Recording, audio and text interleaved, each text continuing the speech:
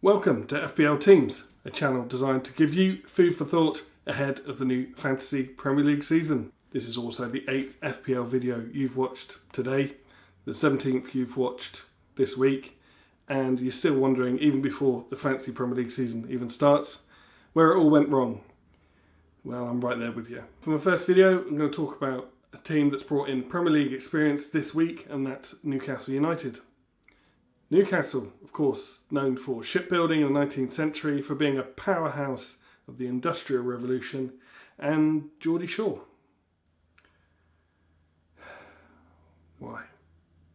Steve Bruce's men managed 44 points last season, a 13th place in the Premier League, 11 wins, 11 draws and 16 losses for the Toon, scoring 38 and conceding 58 along the way. So scoring goals obviously needs to be remedied for this season, with their main striker Joel Linton struggling big time.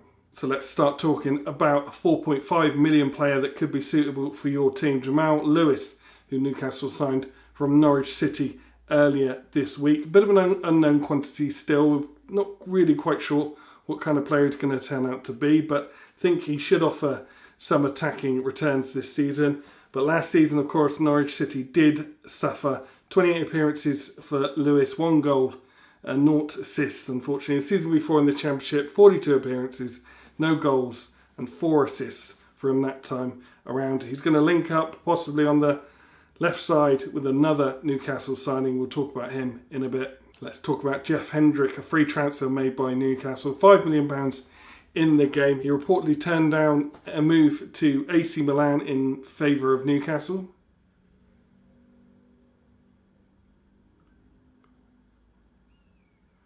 Not quite sure what kind of return he's going to give. He hasn't had huge numbers before. 2018-19, he made 32 appearances, scored 3 goals, 0 assists, picked up 4 yellow cards.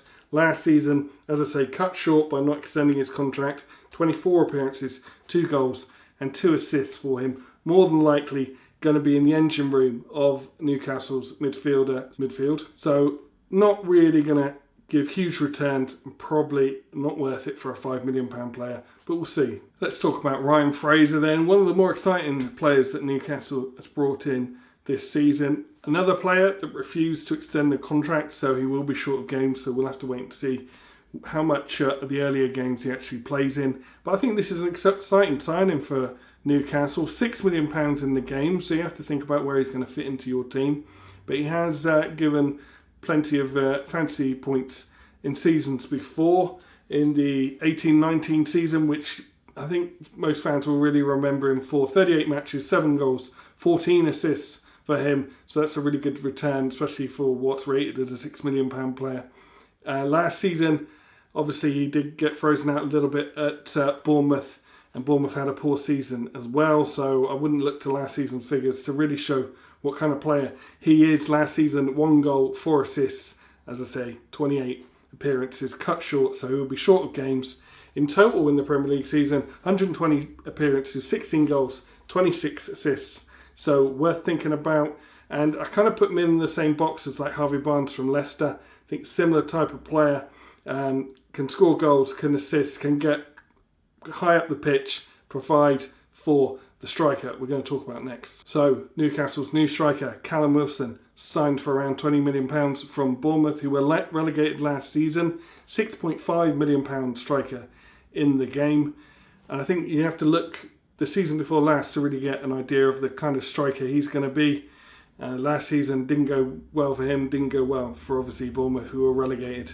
Last season, 35 appearances, 8 goals, 1 assist. And he actually did pick up 10 yellow cards during the season, which of course you lose a point for every yellow card players get. The season before gives you a better idea, I think, about what kind of striker Newcastle will be getting. 2018-19 season, his breakout season really, 30 appearances, 14 goals, 9 assists. He is a little injury prone, but we hope he'll stay fit.